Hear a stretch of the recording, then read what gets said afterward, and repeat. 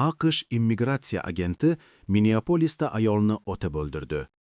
AQSh immigratsiya agenti Minneapolis shahrida 37 yoshli ayolni otib o'ldirdi. Bu esa mahalliy amaldorlar Trump ma'muriyatining bu o'zini himoya qilish degan fikrini rad etgani sababli so'zlar urushiga sabab bo'ldi.